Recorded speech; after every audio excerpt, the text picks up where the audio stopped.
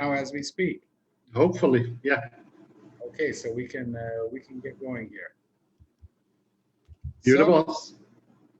so Alon, my dear friend of over 20 years, Over 25 years already, yeah. is it? Seems like it, yeah. Whew, We met in 94 or 95. So, seems yeah. like yesterday. Yeah, we were both a little more blessed with some hair, but, 25 years. Time flies when you're having fun. Yeah. So we start with the jingle. We have to do the jingle. No, you go for it. All right, so here we go.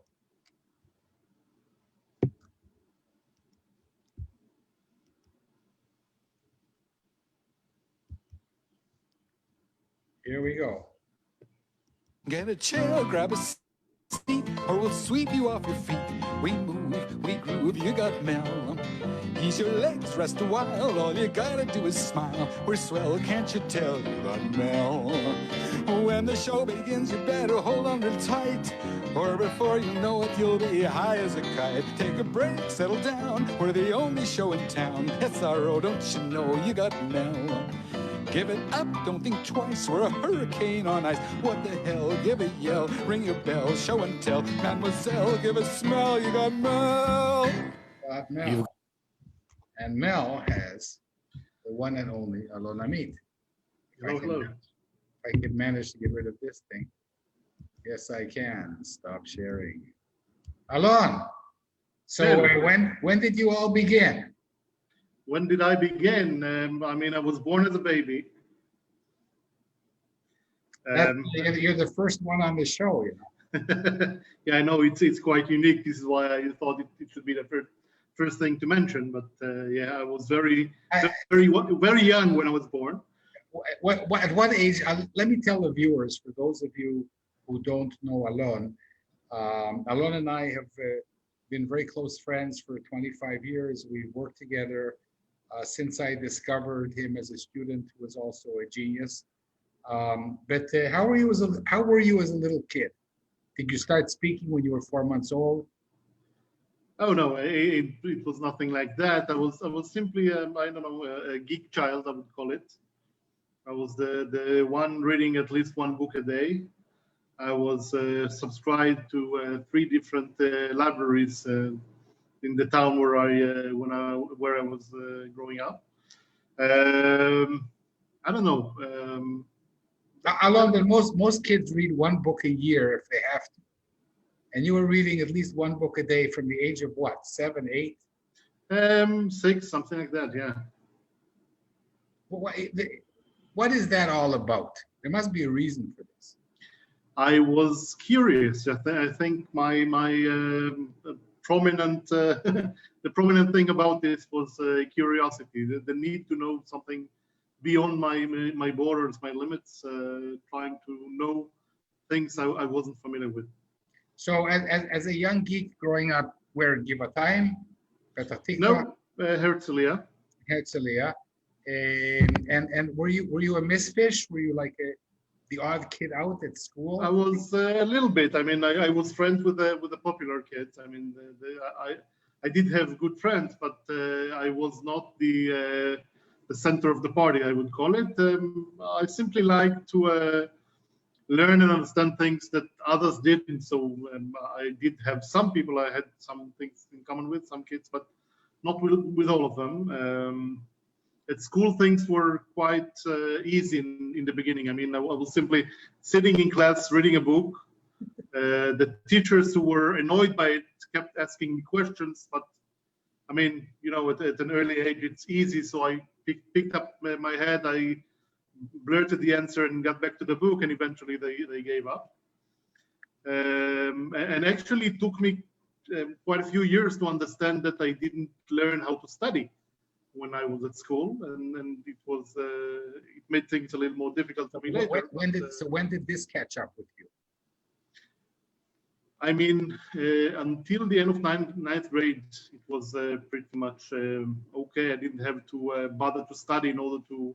I already had general knowledge, so I didn't really have to study things were easy. At 10th grade, things got a little more difficult, that I had to study how to learn, or to learn how to study.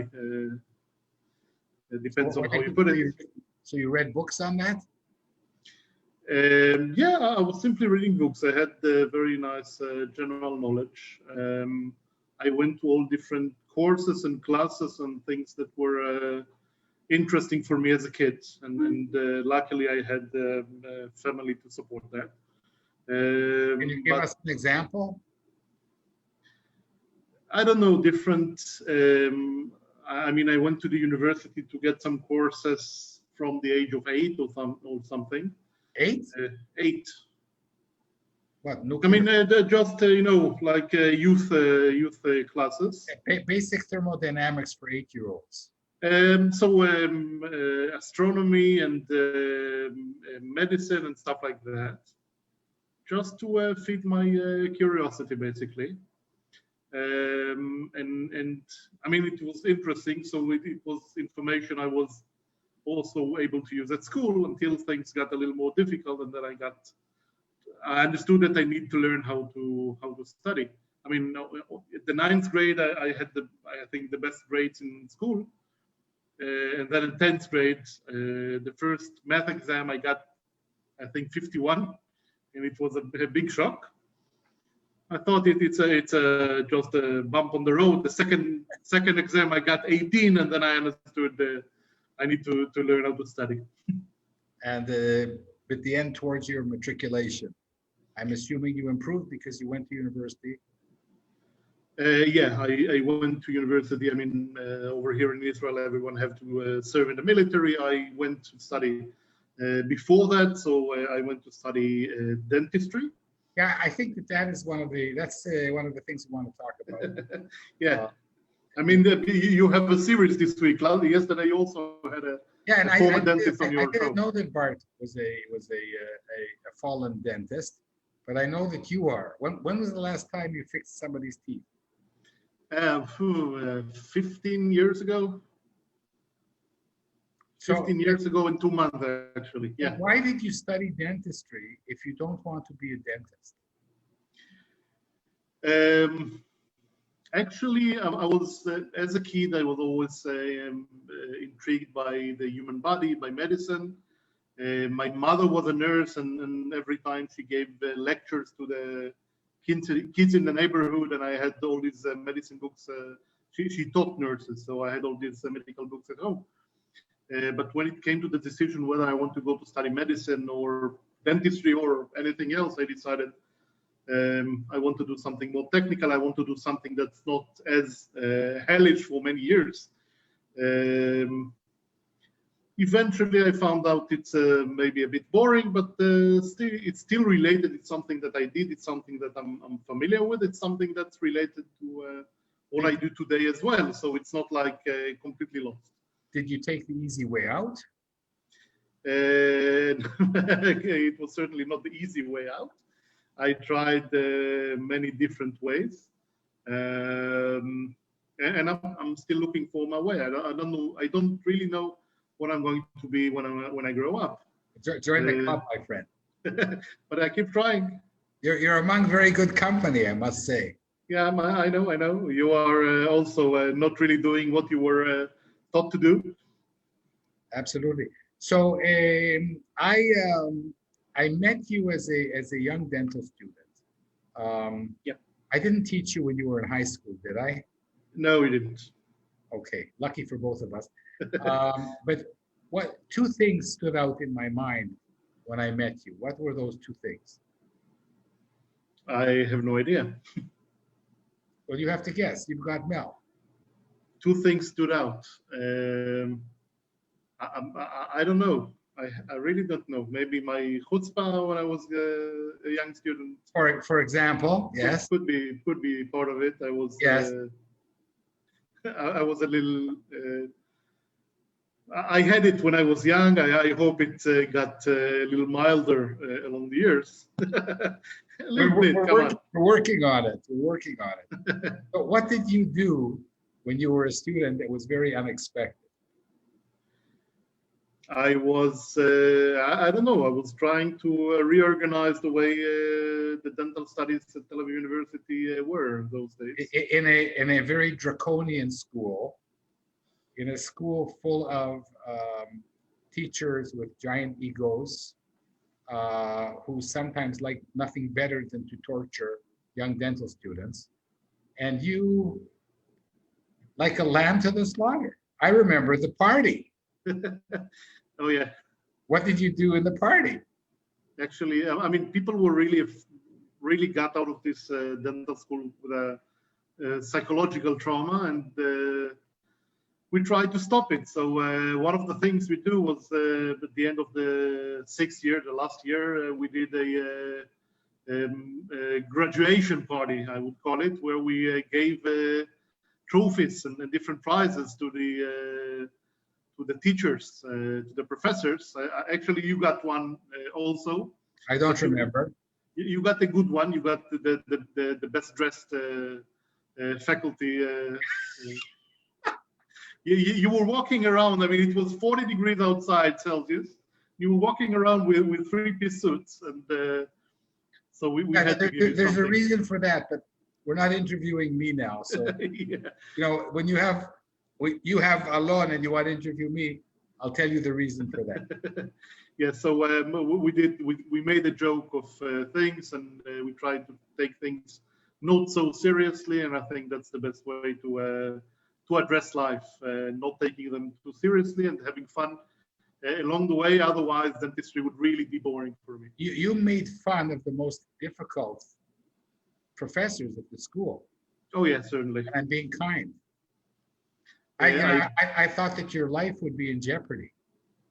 Again, it's you know, they say that when you go to prison, the first thing to do is find the most intimidating prisoner and punch him in the face. Or when you're stuck in the lion's cage, simply hit him on the nose, and that's kind of what I did. So against all odds, you became a dentist. You insulted and humiliated all of these difficult professors, and you still managed to get your degree. And along the way, there was another thing you did that caused us to become friends. Yeah, I think I actually built you a website back in 1996. You built us a website. I built us a website, yeah. The old days of 1996, this was one of my hobbies, online communication, internet, and stuff like that. It was quite the early days of the internet all over, and in Israel in particular. And it was, I mean, one day you asked, you were looking for a student who's doing stuff like that, and I volunteered. Yeah, but so you created one of the earliest websites. There weren't very many websites in 1995, 96. No, there were thousands or tens of thousands of websites, but it was quite the early days. I mean, nothing was visual. You had to program everything. You had to, I mean, even Photoshop was quite an early version, and you had to create everything by hand and make sure everything fits. And that was part of the fun. And that website still exists. If you say so. Yeah, I think so. But it belongs to the university, you know, everything there.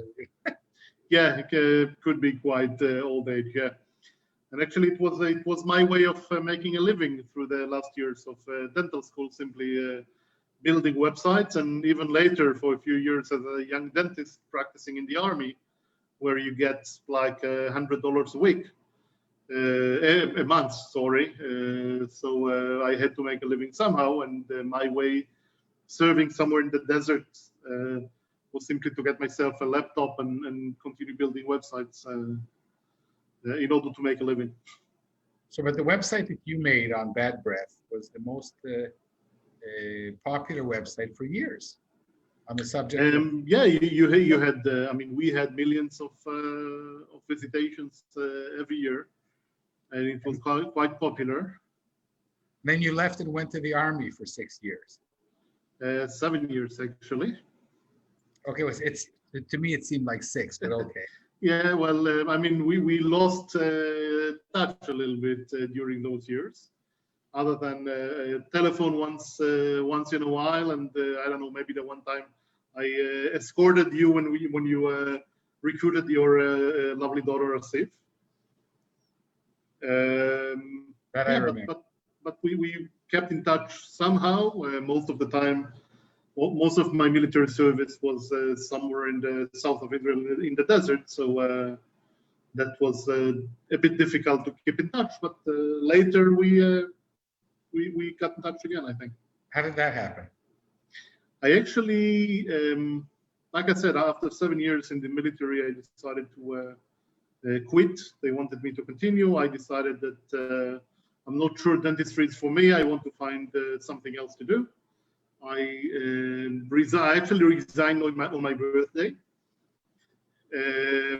And I wanted to find something else to do. So I went to work at a restaurant initially as a cook, then a sous chef, simply because it was a hobby of mine. I wanted to see if I can do it professionally, maybe go to study. Of course, everyone thought I'm going crazy. Why does a dentist go and then go be a cook? But I mean, it held for a few months. And then one day I was going to the mall, and I think it was sometime in the weekend, and I saw someone playing the saxophone over there in the Herzliya Mall, I think. It was actually you with your band. And I'm sure people thought that you were crazy as well. So I thought, hey, this is the crazy Mel I know. And I waited after your show and we talked. And then we got to be good friends again. We got to be crazy together. Mm-hmm. So what crazy things have you been doing since the mall? Well, Since you got first fired, of all, I quit. since you got fired in the restaurant. I didn't get fired. I actually quit. That's what you say. That's what you say. Okay, I got fired from the restaurant. It's okay. Then I actually went to work for you a little bit. You looked for someone to try to promote your different crazy inventions and to work in your laboratory in the university. And I was happy for the opportunity. And we spent like 3-4 years doing crazy things together. From promoting the different inventions like your mouthwash and toothpaste to music and children's books, and I think you lost a lot of money on that. You earned some money, but you lost more. But we had lots of fun. But the fun along the way was the important part. We made some money in the end. I don't know whether we made enough money to cover all our losses. Yeah, but there was some income. We had lots of fun. Yeah.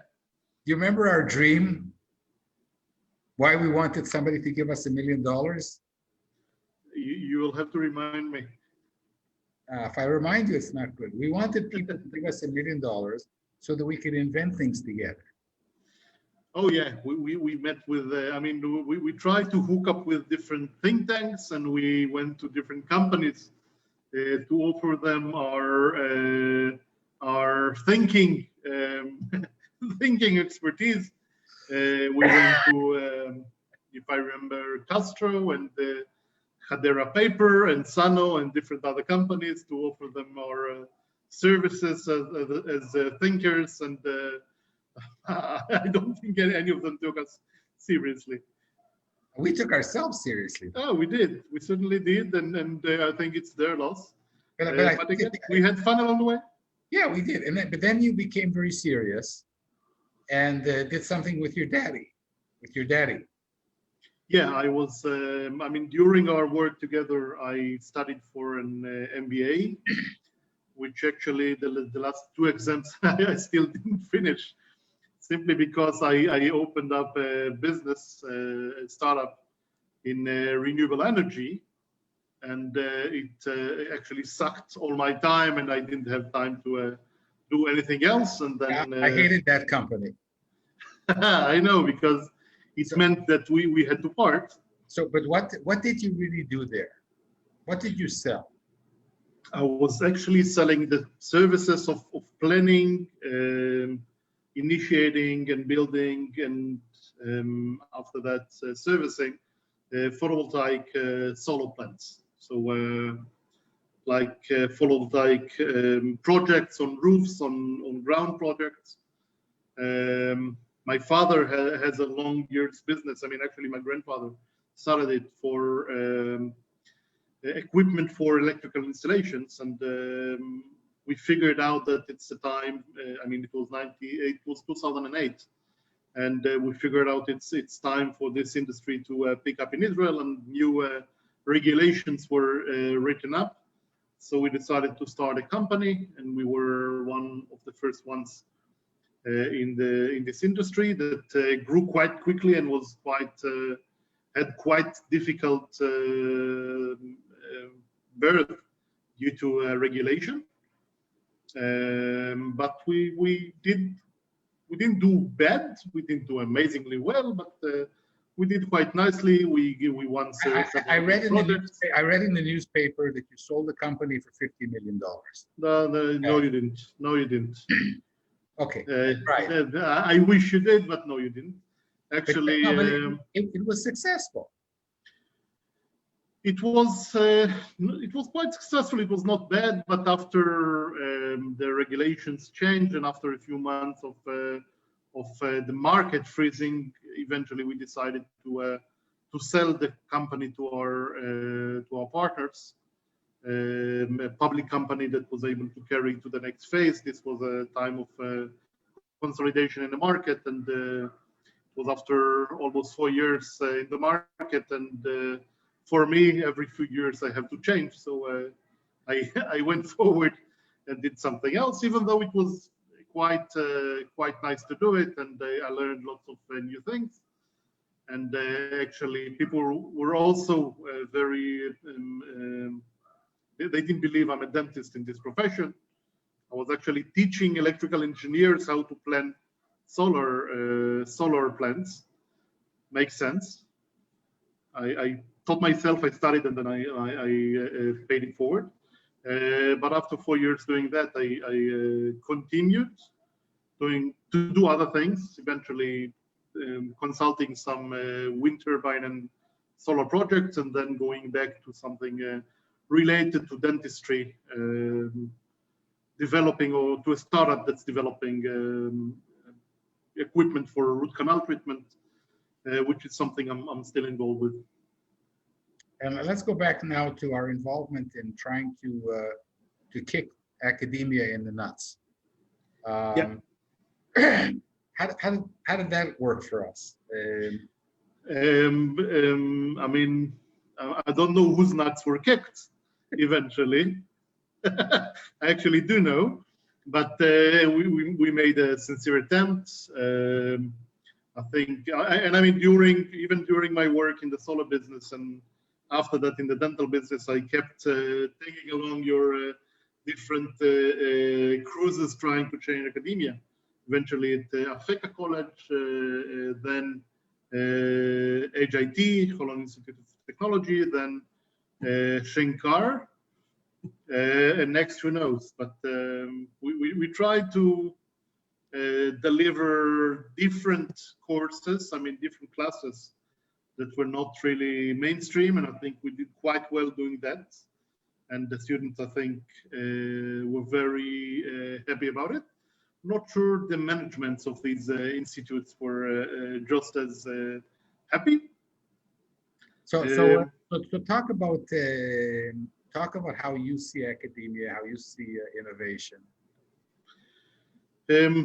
Earlier, I talked a little bit about how it was difficult for me to learn how to study. And I think I had the same struggles going to the university, because university, they don't care about what becomes of you. They care about giving you different packages and sending you away with the packages. And if you know what to do with them, it's okay. If you don't, it's just as well. And it's like, I mean, it's like studying poker, where there is one class teaching you about the jack, and then there's another class teaching you about the queen, but no one ever teaches you how to play poker and how to engage and how to do something different. And that's basically how academy is. And we thought it should be different, and we still think it should be different. It should be about engagement, it should be about people, it should be about curiosity, it should be about doubt and doing things differently. But that's still not the way things are done, unfortunately. And I think academy, and we think academy can be much better and can be done differently, even though we have some differences in opinion of how it should be done. I think we both agree that there's a lot to change. Well, let's hear your opinion. How do you think it should be done? I mean, your biggest motto is let's act like children. Let's be childish, and children are always curious and always funny and finding the irregular connections and thinking between boxes. And I think that the process is the exact other way around. It's learn how not to be adults, and that's different from learning how to be a child, because it reverses the process. A child makes mistakes in order to learn how to be an adult, and in order to learn how to be like everyone else, and the mistakes are along the way just so people can correct him and go the right way. And then next time, if he makes something wrong, he'll know how to do it differently. And I think that trying to reverse this process, this inhibition process, is something very important for people to be more creative, how to learn to do things differently, how not to be the first guy that the robot kicks out when he can do it instead of you. So let's, we've been teaching innovation and creative skills. We started at AFECA. We developed our own methodology. You want to talk about 48 Create, which you I think 48 Create, I mean, it was the days that we sat at coffee houses in Ramat Aviv and tried to create creative things and try to make ourselves be thinkers that we can offer the industry a different way of thinking. And actually, you came up with 48 Create only because it rhymes. Correct me if I'm wrong. And but your memory is so much better than mine. You know? But we actually made something of it, and we found a way to take 48 ways to change the world and 48 things to change, and since it was a way to construct creative thinking in a way to find irregular connections between things. And I think during the course that we had along the years, it was quite successful. And later we had another version of it on how to write children's books, adding 48 emotions to it.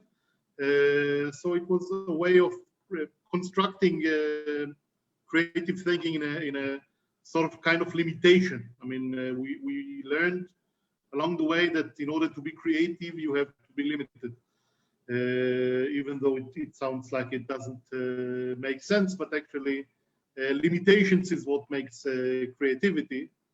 If you're totally free, I mean, if I tell you think about something creative, you will either tell me something you already thought about, or you'll be blank. I mean, you can't really invent something out of the blue. And this way of constructing things was quite successful with the students. So we have I think part of our friendship and our relationship when we're teaching is because we disagree so much. So as I'm going to be now an armchair psychologist and say that I never grew up, and you were an adult from a very early age. You're only saying that for me to say no, right? No, I don't think. I don't think a kid who starts reading when he's 6, one book a day, you know.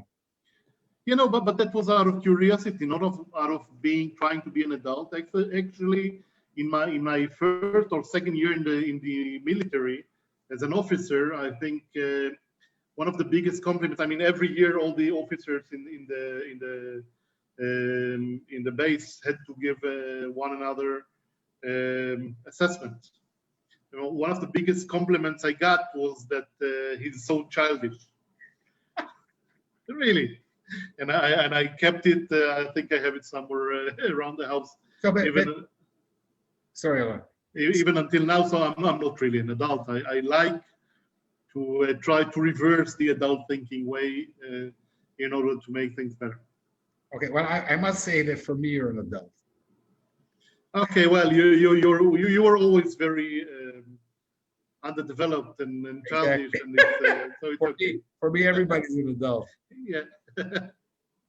So your grandkids are adults for you. That's correct. They're adults compared to me.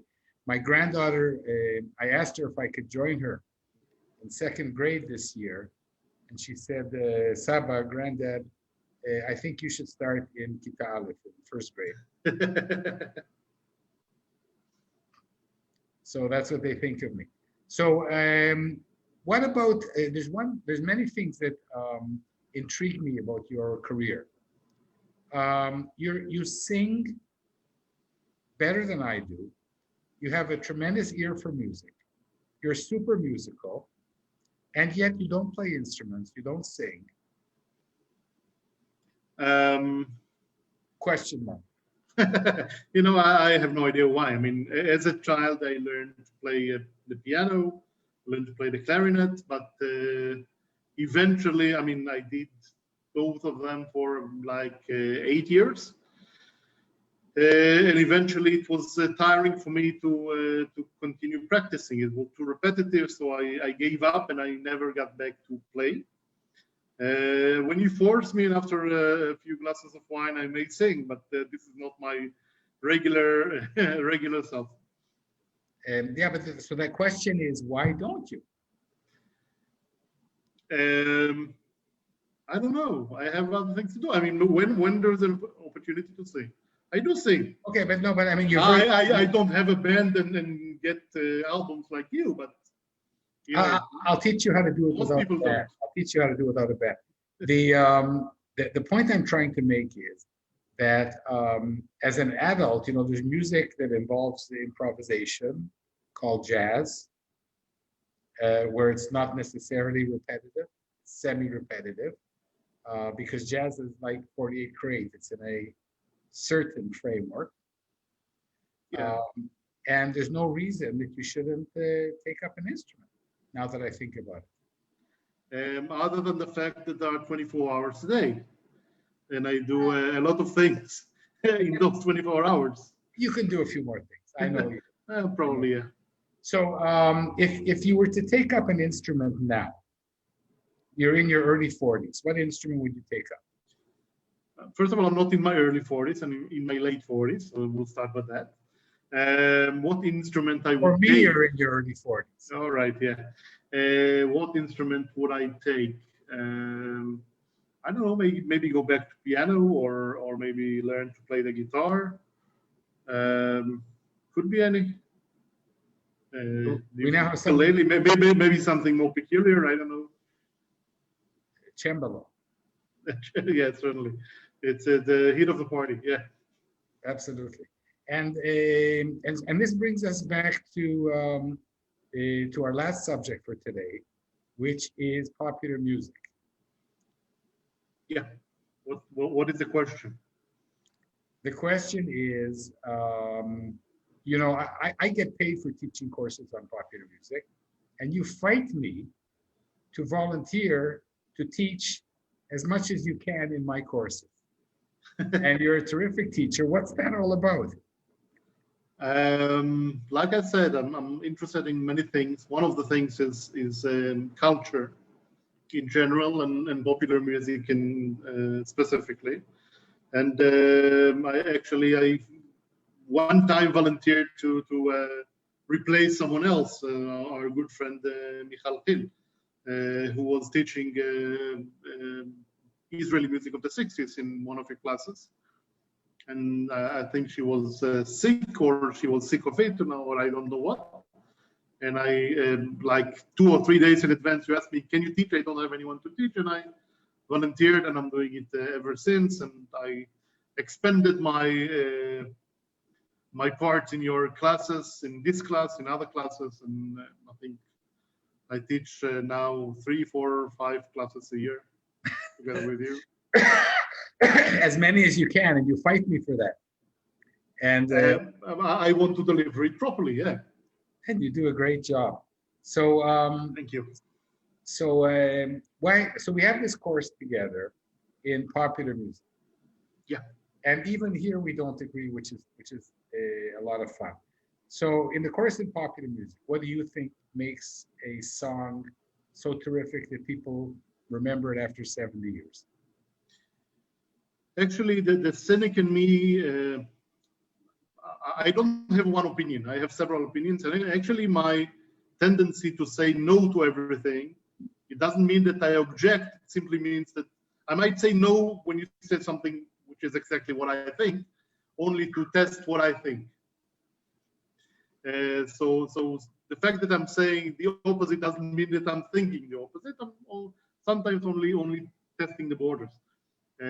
So the cynic in me says that popular music or song becomes popular for commercial reasons and for getting repetitive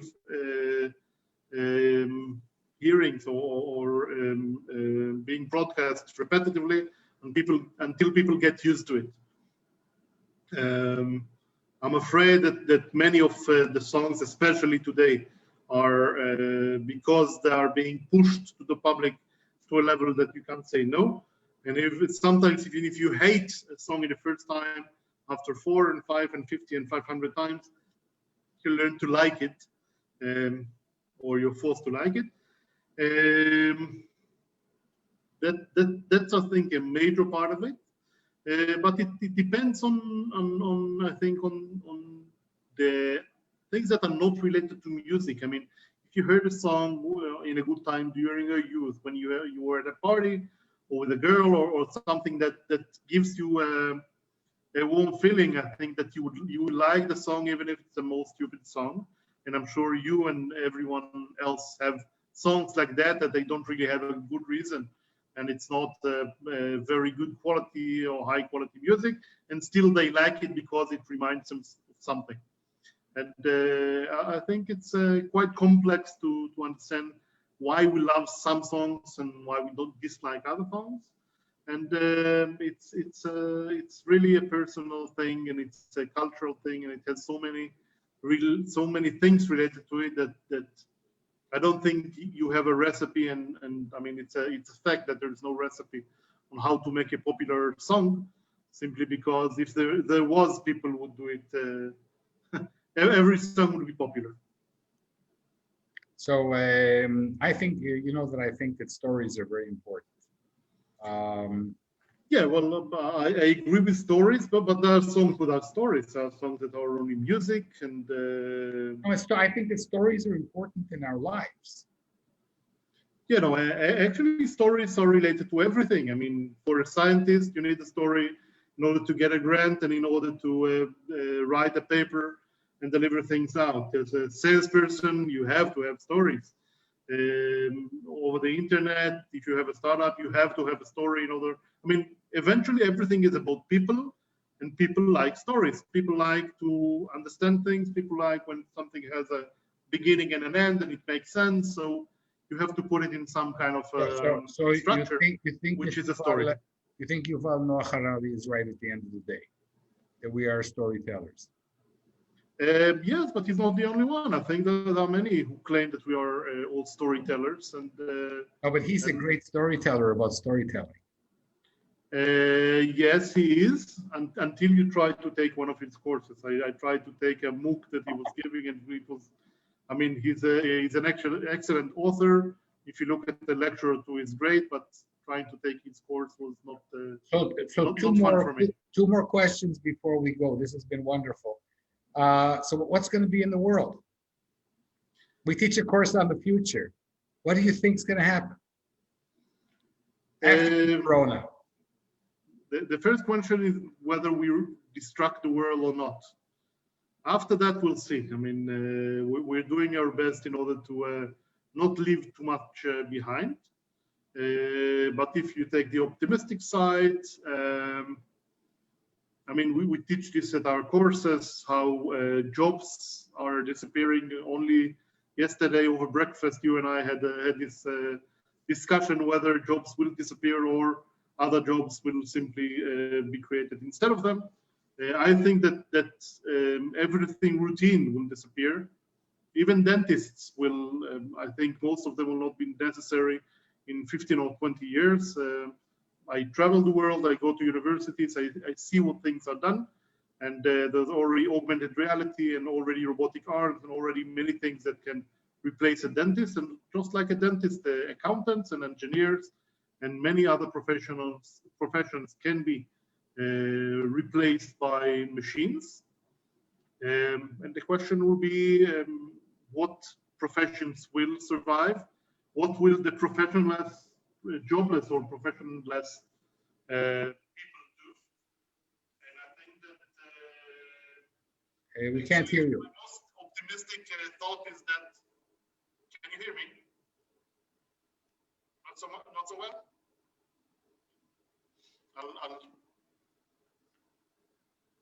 Can you hear me? Not too well. Maybe Zoom thinks that after 40 minutes we've talked enough. Could be. So I'm going to ask you to make a special effort and tell everybody what your favorite Beatles song is. My favorite Beatles song. Actually, there are two Beatles songs that I like. One is Here Comes the Sun. Second one is She's Leaving Home. Oh, wonderful songs. And now I'm going to ask you to sing one of them. Oh. You knew that was going to happen. I kind of figured out. I mean, I actually interviewed to the original You've Got Mel. That's like right. 8 or 9 years ago. Yeah. Over when you had a radio show. And I think that over there you also asked me to sing. I don't remember if it was a Beatles song or not, but you did ask me to sing. So, but these two are difficult songs to sing without music. So I don't know how to sing it. Well, just give it a try. Let's try. We teach people that you need to fail in order to succeed. You and I failed and failed and failed, and then you went on to have that successful solar company with your daddy. So the least you can do is sing me a Beatles song. All right, so I'll try.